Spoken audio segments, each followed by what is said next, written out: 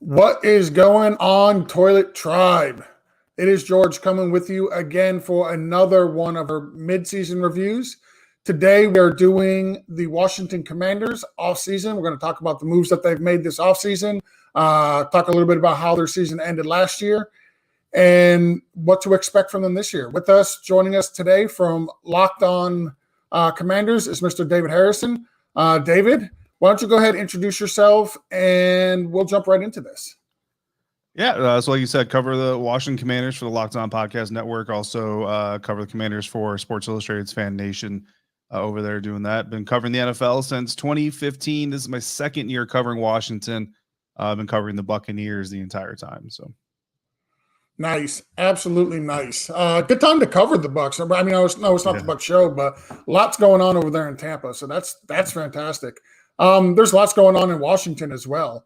Are you a Commanders fan, or no? I'm not officially. So to the term fan, I'm not a fan of any team, to be honest with you. My favorite football team of all time is the Frankfurt Galaxy, which comes from NFL Europe, World League. You know, it's had several names over the years. They're once again alive in another European football league. It's American football, but it's a European football league. So that's actually my favorite football team. Like if when Madden gives you the opportunity to move a team to London and make them the London Monarchs, I hate the Monarchs because they are the Galaxy's rival from when I was a kid. And there's no Frankfurt Galaxy option, so it makes me angry at EA every year that they don't just go buy the license. But yeah, so in that sense, I'm a football fan. You know, and that gives me the ability to cover these teams without as much emotional attachment, which in some people's eyes is a negative, but in a lot of ways is a positive. So this is the 9th, or maybe it's the 10th show. I don't know. I've done a lot of these mid-season reviews, and you're the first person to come on and say that you're not really a fan of any NFL team, and then that you started referencing teams from Europe. So that's impressive. I wouldn't have thought that would have happened doing the shows, but it's awesome that it did. I like that. I really do. Let's jump into the Commanders. Like, what went right and wrong for them last year? They had a pretty decent season. Some rocky play at quarterback at times, a lot of injuries and whatnot. But overall, I mean, I don't know what you were really expecting with Taylor Heinicke as the starting quarterback for the season, but what went right, what went wrong for them? Well, that's what I mean. If you go all the way back to the preseason and the first half of the first quarter of the season, Ryan Fitzpatrick is the starting quarterback. Yep. He ends up getting injured in the first quarter of the season again. And, you know, that's when Taylor Heinicke comes in. And really from that moment on, you're kind of just holding on for dear life. And you understand that even more than before, that this team was going to live and die off its defense. And then I think if memory serves correctly, I think the first 7 games of the season, the opposing team scored a first drive touchdown against that defense. So automatically Taylor Heinicke is coming out as a starting quarterback with, you know, playing from behind, which obviously is not going to help any first year starting quarterback, especially one that just is simply physically limited. And that's really where Taylor Heinicke's flaw comes in. It's nothing that he can control. Like if you know, I actually had this conversation today with a member of the organization that, you know, if in my belief, if Taylor, you know, if Hall of Fame quarterbacks were all about hard work, the right personality and leadership ability, Taylor Heinicke would be one of the best quarterbacks in the National Football League. Unfortunately, you have to have a certain level of natural talent, and Taylor Heinicke is very limited by what his arm can do. There's nothing beyond, you know, what he's already done to try to improve that he can do. So it just kind of is the situation that it is. The team did the best they could to work with it. When the defense did get going a little bit towards the middle of the season, you saw Washington able to kind of get some leads in some games, and that's where they really tried to minimize Taylor Heinicke's throws and try to ride the running back situation. Now the problem there is Antonio Gibson very quietly led the NFL in running backs with fumbles, and J.D. McKissic ends up injured. So just a lot of snowballing issues there, like you kind of mentioned there, that just really derailed everything and led to a second 7-win season in a row. Yeah, I think if you would have told Washington fans at the beginning of the year that the defense was going to allow the first quarter or the first score of the game to put, you know, the quarterback behind, Ryan Fitzpatrick was going to miss basically the entire season.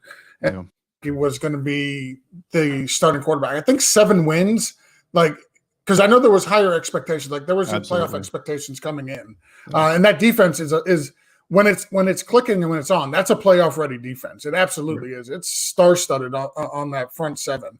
But yeah, I think if you would have told them that beginning, like 7 wins would have been, they would have been accepted. But that's not what was expected coming in, unfortunately. No, absolutely not. And I think it's also kind of cool. Washington had Alex Smith, and then going from Alex Smith and everything, like his comeback was absolutely amazing. I think it was Stefania Bell who did a movie or a show on that, like an hour documentary on that in his recovery. And that's, if nobody's ever seen that, like go out and watch it. It's absolutely amazing. But going from Alex Smith to Ryan Fitzpatrick, like those are 2 really cool, like even if the Ryan Fitzpatrick is not like the greatest NFL quarterback, like just what he brings to the team, the confidence, his ability to sling the ball, the type of teammate he is. I'm a Dolphin fan, so I got to see everything that he was doing down in Miami for the Dolphins. Like Ryan Fitzpatrick is just genuinely one of the great quarterbacks in the NFL, even if talent-wise he's not. Just overall personality and what he brings and the leadership he brings is amazing. So going from there, you guys went and got Carson Wentz, traded for Carson Wentz. So you went from Alex Smith to Ryan Fitzpatrick to Heineke to Carson Wentz. What is the expectation with Carson Wentz? Like I know Ron Rivera came out and told him that he's actually wanted in Washington, which I think is huge.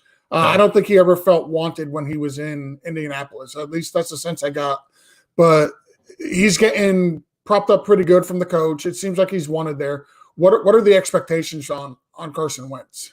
I mean, honestly, above average. Like, everybody to a T pretty much believes that if the Washington Commanders, even with some of the injuries, even with Chase Young's struggles before he got injured just after the bye week and all those things, that even with all of that, if they had average to above average quarterback play, that this team could have been playing in the playoffs last year. Like, and that's, kind of a far cry from the expectations this season because of the end result. But when you watch it game to game to game, there are just very critical and key moments where you can see that, if they have a quarterback that could hit that seam or hit that deep post or, hit that route with better timing, so on and so forth, that things happen in a different kind of a way. So for Carson Wentz, like, the national media narrative is, well, if he can get back to 2017 MVP caliber Carson Wentz, Washington doesn't need 2017 MVP caliber Carson Wentz. You'd love to have it. Don't get me wrong. You know what I mean? That's just gravy. But if you get what the Indianapolis Colts got last year, now obviously you have some of the issues and concerns about, fading away and under the bright lights and under the pressure. Obviously you don't want that out of your quarterback, but looking stat to stat and looking, touchdown line to interception line, turnover ratios, all those things. If you get from Carson Wentz what he gave to Indianapolis last year, then this team expects to be in the playoff hunt. Now, Ron Rivera, isn't going to go as far as to say that the playoffs is the goal. What he's going to say is that the goal is winning. And right now their goal is to get through the preseason, getting healthier and not losing anybody to injury as they continue to try to get players back from injury, and then go into week 1 at home against the Jacksonville Jaguars and come out 1-0. That's it. That's the entire plan right now. They're not even talking about Detroit. So that's what they're going to say. That's going to be the public face of this. To one, try to minimize the pressure on the group, but 2, also try to minimize the pressure on Carson, because as much as we want to, much as players rather want to say they don't hear the headlines or they don't hear the taglines and all that stuff, they hear it. They know what's being said out there, and they're human beings just like everybody else. So it does have an impact. But Ron just wants to make sure that Carson understands that outside of Ashburn, outside of the organization, it doesn't matter who supports him, who doesn't, because inside they all support him. And to a T, every player and coach is saying the same message. Yeah. Terry Mclaurin just recently re-signed with Washington. They gave him a nice contract extension, well earned, by the way. Absolutely. What does Carson Wentz do for him? Does he unlock him to where he could potentially become like maybe a top 12, top 15 wide receiver in the NFL? Yeah, I mean, hopefully he allows Terry to have some catches where he can catch it in stride and get some yak. That's probably the only part of Terry McLaurin's game that doesn't get a whole lot of praise, is his ability to move with the football after the catch. And typically it's because he's in the air twisting around trying to make a reception or come into the ground, with the ball. So hopefully that's what we get to see out of Carson and Terry. But absolutely, I mean, Terry McLaurin, he's not a Tyreek Hill type of deep threat, but he's certainly a deep threat in his own right. We saw Carson take some deep shots to him on Wednesday in practice, and one of them went better than the other, but it's day 2 of training camp. Give him some time to get on the same page. But just the potential is absolutely there, and I think that Terry is extremely excited to not. It's not necessarily like a now I can really do work type of thing. Now it's he can really deliver for his team because he hears the accolades and everybody loves him and all that, and that's great. But in the end of the day, Terry is a team focused guy. He wants the team to be successful. It doesn't matter if he has 1,000-yard seasons for the rest of his career. If the team is never successful, he's not going to be happy. So he sees the opportunities with Carson that they were missing last year, and he's looking forward to take advantage of them. You got to love the people on Twitter who, on day 2 of training camp, are pointing out a bad throw for a quarterback. It's like it's day 2. It's not even August yet. Like, what do you care? Like, let's not try to make a big deal out of one bad throw or 2 bad throws in training camp. In July. Like, the season's still a couple months away. Let's just slow down a little bit. You spoke a little bit about the running back situation with J.D. Mckinsey getting injured last year, or not? He did get injured. So did and Gibson had all the fumbling issues. Why is it the fumbling issues that really lead to Antonio Gibson getting disrespect from I would say majority of the fans of the league, or why does he not get as much respect as I think he probably deserves? Well, part of it is he's a primary back, but he's not a primary back in the sense that it's designed that he is the workhorse, and then other people come in just from time to time. Like there's a designed split there between he and J.D. McKissick, and J.D. gets most of the receiving reps, he gets most of the receptions and the looks there, and then Antonio was looked at to be the primary runner. And then when you don't hold on to the football, every position has kind of the primary thing that you have to do bottom line in order to be successful. And the quarterback, you have to be able to make all the throws. Wide receiver, you have to be able to catch. And running back, you got to be able to carry the ball. So when you lead the league again among running backs in fumbles and in fumbles lost, so it's not just that you're dropping the ball; it's that you're dropping the ball and handing it to the other team. That's a significant issue. Now, give him a little bit of a grain of salt because he was battling an injury, lower body injury at that all season long, and he gutted it out. And he definitely went out there for his team and was a warrior. But at the same time, being on the field, you still got to do the job, and you can't come to the sideline. Not that he did, but, you can't give him an excuse from a public standpoint or a media standpoint and say, well, he's injured and he's toughing it out, so we'll let him slide on that fumble. It's if you're going to be out there, you got to be able to do the job. So that's the expectation in any performance-based business, not just football. So, in the offseason, you see the team go grab Brian Robinson Jr., a sure-handed running back out of Alabama that can he's shown a little bit of wiggle. He's got a lot of power. He shows a little bit of ability to block and to be a passer catcher. Right now, in the first 2 days of camp, Antonio Gibson hasn't been able to participate. He's been on the side field working with the other injured players. He's not on the PUP, and Coach Rivera says he's not really concerned about AG and what's going on there. But every day that Antonio Gibson's not on the field, Brian Robinson is getting reps with the first team, and he's looking really good now. No pads, no hitting right now. Yep. But the expectation, honestly, is that Brian Robinson's going to look better when the pads come on, not worse. And so Antonio Gibson needs to get on the field as quickly as possible, but as also as safely as possible for his own health, or else he might see this rookie start to make some noise about his job. So is there a reason he's not more involved in the passing game? Because he was a wide receiver in college, right? Right. He is a wide receiver converted to running back. So is J.D. McKissick. It is honestly a little bit confusing from an outside perspective. Scott Turner, it's his offense. He's going to run it the way that he wants to run it. If he views J.D. as a better pass catcher or route runner than Antonio, or maybe it's just how he wants to operate, getting Antonio a breather here and there. It's one of those things. He's not really going to give away the secret sauce. What I can tell you is, there's some things that we've seen in camp that are, kind of during the non-publicized periods that, Washington fans or anybody who's, maybe you have Antonio Gibson on your fantasy roster, probably be a little bit happier with some of the looks you're going to get this season if he can stay on the field. That's good to know if you have him for fantasy. We touched a little bit about the defense. How good can that defense be? And ultimately, what is the biggest weakness on the defense?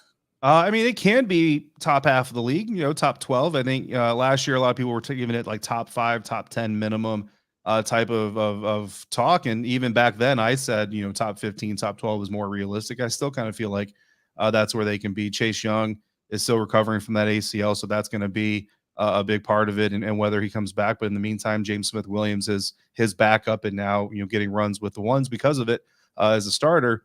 He's filling in very well. Federia Mathis, second-round draft pick, looks like he's fitting in very well with that defensive line as well. The biggest weakness is, from what I see right now, really rely on the slot cornerback position and the linebacker position. Cole Holcomb as the Mike linebacker, the true inside linebacker this year now.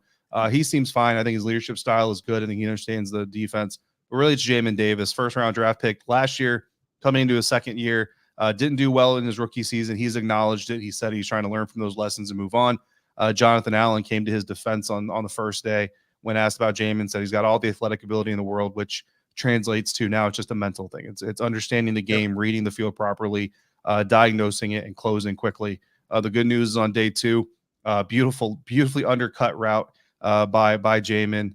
Made a beautiful cut towards the sideline. Can't remember if he actually hauled in the interception or not. Really not important, but what is important is that he diagnosed an outbreaking route from an inside linebacker position, closed on it, made the play for his team, and it showed all the range on why he was a first-round draft pick out of Kentucky in the first place. And then in the slot, Washington's trying to get Benjamin St-Juste, their cornerback they drafted last year, to play in that position, looking a little flat-footed.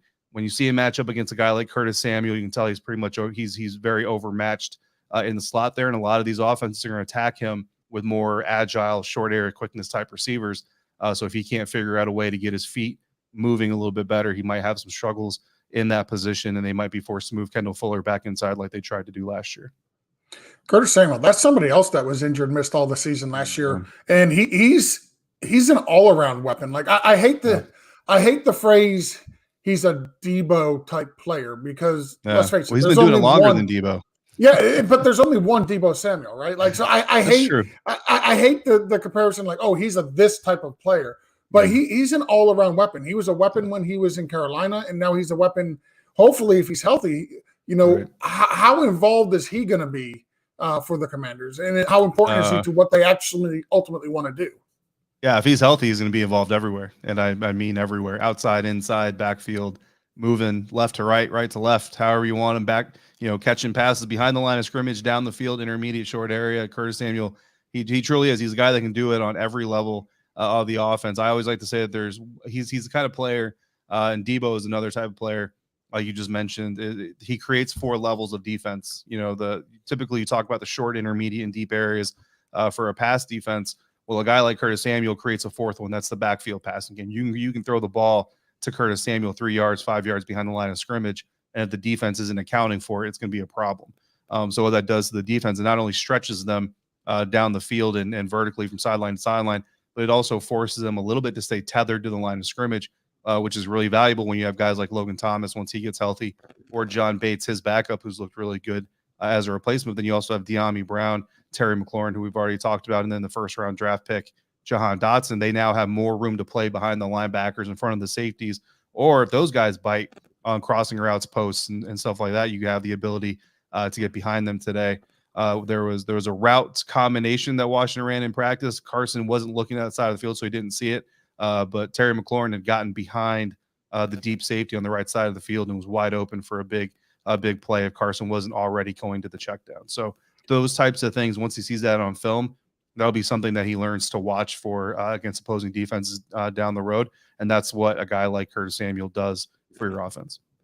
Do you expect Logan Thomas to be healthy for the season, the start of the season?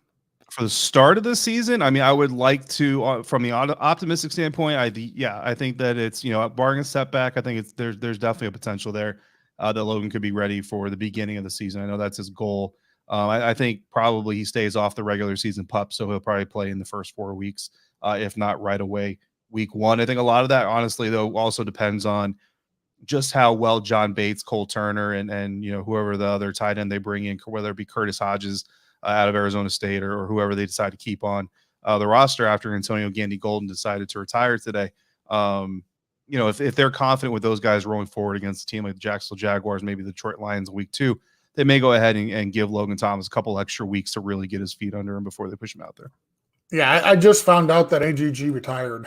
Yeah, I was scrolling through something on Facebook, and one of the news things popped up that said 24-year-old wide receiver from Washington retires. I'm thinking, surprisingly, I'm like, who was that? The first thing that came to my mind was like, did Terry McLaurin just retire? Because he just signed this contract.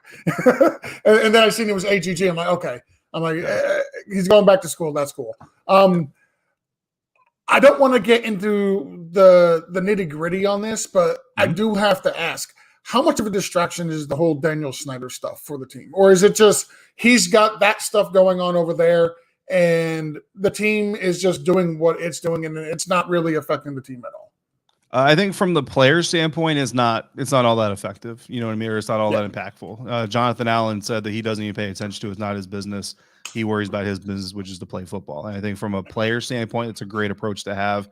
And hopefully they all adopt the same thing. From a Ron Rivera standpoint, it's absolutely impactful. But I think, that's the reason Coach Rivera is so good for this team right now in this current situation. One, he's a good coach in general anyway, but he's a veteran, right? He's been in the league as a player, as a coach. He's paid his dues. He's been on Super Bowl caliber teams. He's been on teams that had the first overall pick. He knows how to handle the ups and downs of the NFL. So you can almost kind of see it. You can kind of see him transition into, now I can just be the X's and O's Ron Rivera. And then when he starts walking off the practice field towards the microphone, you almost kind of see him turn into, okay, now I'm the Dan Snyder is my owner, Ron Rivera. And he does it very well. But he does acknowledge that it does affect him. It does make his job harder, especially when things really get dusted up and he's got to field a lot of questions about it. But I think he handles it well, and I think once it's time to be on the football field, they all just kind of close out the rest of what's going on and they just focus on the game.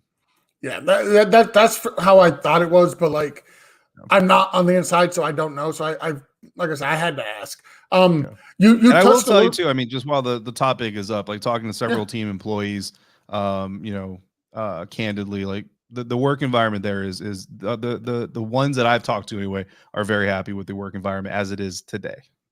Yeah. So the stuff I've read about it is it has gotten a lot better, and I think that is a huge credit to Ron Rivera because I know he's played a huge role in making that work environment a lot better than what it was in the past.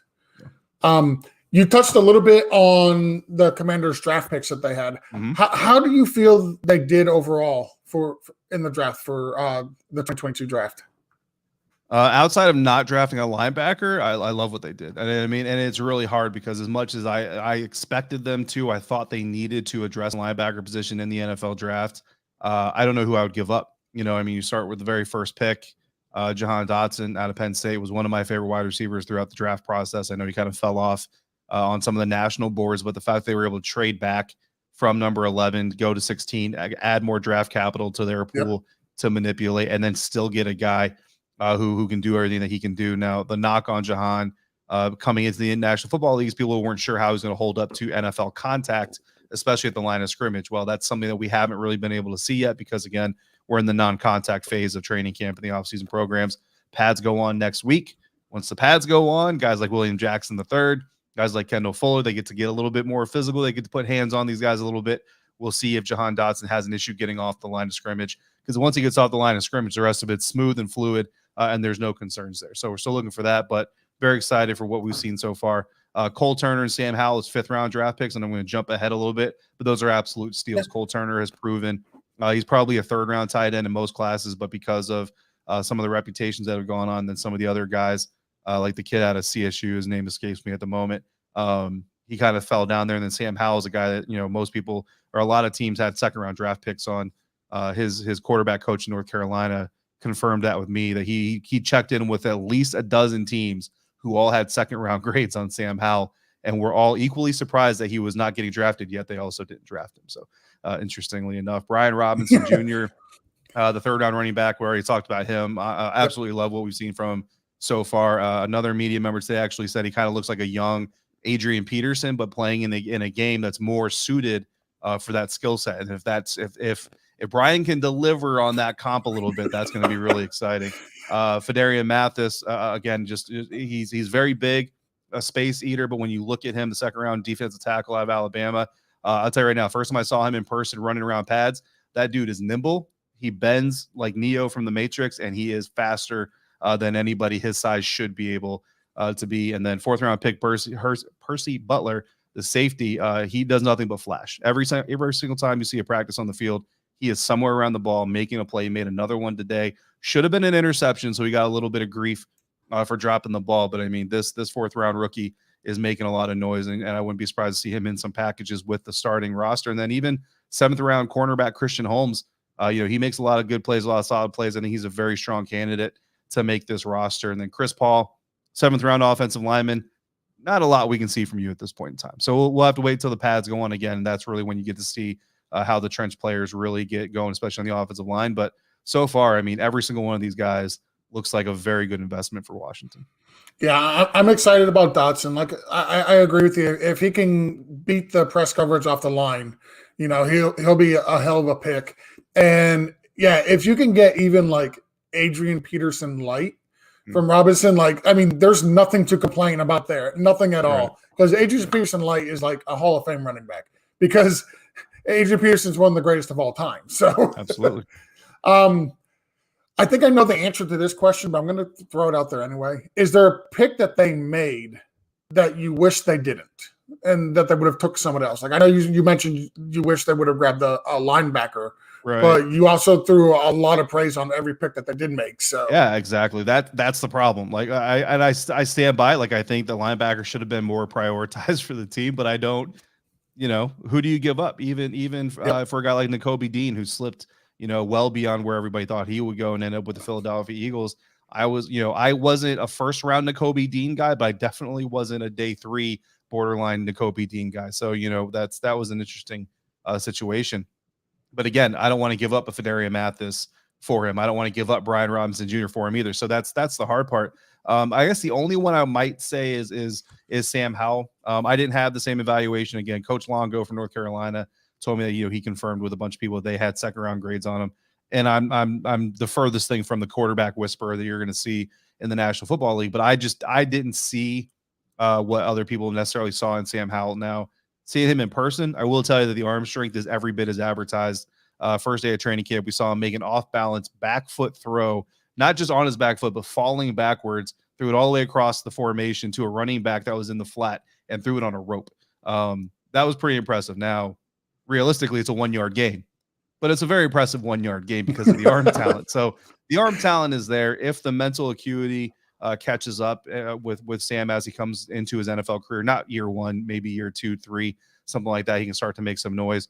Then it'll definitely be a 5th round pick, well deserved. But right now, partially just because of inexperience, but partially also because Washington's playbook with Scott Turner, it's one of the wordiest playbooks out there. It's basically like learning an entire foreign language. And Sam, he's just going to need time. If he goes out there week 3 or 4, it's going to be disastrous because it's just not realistic to expect him to learn that much in such a short period. Yeah, and the good thing for him is he does have Carson Wentz there, who has played at an MVP level. He is a veteran. And even if worst case, like Sam Howell turns into nothing but a very viable backup quarterback for Washington, like you'll take that with your 5th round pick. Absolutely. That's absolutely nothing wrong with that. What are your biggest concerns for the Commanders heading into the 22 season? Looking at the roster and all that, like what concerns do you have? I mean, health obviously is a big one, but that's every team. All 32 teams should say health, but it's that linebacker. It's Jamin Davis, and whether or not, some of the potential and some of the flashes we've seen during the offseason programs will produce, once the regular season comes, and it's that slot corner position. I love Benjamin St-Juste. I got to see him in the Senior Bowl when he's coming out of Minnesota for the NFL draft, and he immediately hopped off the field, and almost quite literally one of the first reps I saw him take was a high point ball, and he almost jumped out of the stadium. It was amazing. But I've said since before he actually got drafted by Washington that I felt like he was better suited in the National Football League as a free safety, as a kind of a top coverage free safety. He gets a little flat-footed at a time, a little stiff in the hips. He's a little grabby when he knows he's going to get beat. And, all those things they seem problematic for me in the slot, especially in today's game where 3 wide receivers, that's basically your starting set, and you look at some of the opponents that you're going to go up against. Especially in the division. I mean, you look at the Philadelphia Eagles alone, they've got nothing but speed and agility on the field, the wide receiver position. So if he can't hold his own without grabbing on and going for a ride, then that's going to be a problem. So those are the 2 areas. Jamin Davis, just if he can take that step or not. I mean, honestly, he's the best option they have regardless. but is he going to take that next step? That's the question. And then Benjamin St-Juste, just every rep, just looking at his feet and trying to see if he can stay up on his toes and keep his feet moving. And if he can do that and figure it out, he's definitely got the length, speed, and athleticism. But right now, he doesn't have the feet to dance with those inside receivers. So you mentioned a couple of teams within the division. Sharp Football Analysis has the Washington Commanders with the 6th easiest schedule on the season, according to where everybody finished last year and whatnot. What are your thoughts on the Washington schedule? It looks very favorable. It's very team friendly, but again, the NFL is designed for every team to go 500. That's why they're the king of pro sports in our country, is because every year there's a Cincinnati Bengals waiting to happen, and that's what's great about it. So I don't put a whole lot of stock in schedule rankings and all these things, because again, injuries are gonna play a huge part of it. You look at the Tampa Bay Buccaneers, for an example. They just lost their starting center on Wednesday, or on Thursday rather. Looks like probably for the season. That's going to be huge. So now when you're playing the Tampa Bay Buccaneers, that's not going to be as tough a matchup without Ryan Jensen in the middle there than it would have been before. So I always take those things with kind of a grain of salt. But I will say that in the first 4 games, they got 2 divisional matchups against the Eagles and the Cowboys, and they got the Jaguars and the Lions. Which, as I say that I discount strength of schedule type stuff, the Jags and the Lions are 2 games that you need to win if you think you're a playoff caliber team. So anything less than 2-2 is a failure. Anything less than 3-1 in those first 4 games is a disappointment, and 4-0 certainly needs to be within the realm of goals for this Washington team, because if you can beat those 2 teams, those 2 NFC East rivals, and win your first 2 games, start off 4-0, people will definitely start taking you more seriously. Yeah. Any team that starts 4-0, you're definitely going to get some eyeballs on you. Last question for the evening. What are your expectations for the Commanders this year? Can they win the NFC East? And can you give me a end of season record prediction? I expect that they'll be competitive every week, and that's sounds a little ho hum, like not overwhelming. But there were games last year where they were not all that competitive, especially against the NFC East divisions, against the Eagles and the Cowboys, things like that. Can they win the NFC East? Absolutely. I think these teams are a lot closer than people realize. I think the Dallas Cowboys coming in as the division champs, that's great, but I think they actually got a little bit worse for wear. The Philadelphia Eagles and the Washington Commanders both got better. Jalen Hurts, there's still some huge question marks surrounding Jalen Hurts and whether or not he is going to be able to continue his development as quarterback. And honestly, I think this is it for him. He's either going to show that he can do it, or the Eagles are not going to waste Devonta Smith and A.J. Brown and the other weapons that they have trying to develop a quarterback. They're going to go out there and try to do what some of these other teams do and bring in a veteran. So absolutely Washington, again, health is going to play a major role in all of this for all these teams, but absolutely Washington could win the NFC East. And right now I have my season prediction set at 10-7 for Washington, which last year would have been a playoff spot. Yep. And especially being out in the NFC, where it's a tough division in the NFC. There's some really good teams, but it's not nearly as top heavy as the AFC. Like the AFC really has about 10 teams legitimately fighting for like 7 playoff positions at this point. So absolutely. Yeah, they definitely have a shot, in my opinion, as well. Well, that's all that I had. If you'd like, go ahead, take an opportunity, let everybody know where they can follow you, where they can follow your work, where they can support you. Yeah, absolutely. So I'm on Twitter at dharrison82. Again, I'm a football guy, so I'll talk any football topic, which Cardinals fans are finding out these days very quickly. Locked On Commanders 5 days a week on YouTube, anywhere you do podcasts, YouTube, audio, whatever. Locked On Bucks, again, 5 days a week for the same thing there. And then sportsillustrated.com, their Bucks game day site and Commander Country site, right, for both of those as well. I appreciate the invite. Awesome. Dave, again, thank you so much for being here. I would be remiss if I didn't end the show by saying thank you again for your service. I appreciate your service. And with that, thank you. We are out. You guys have a great evening. Thank you.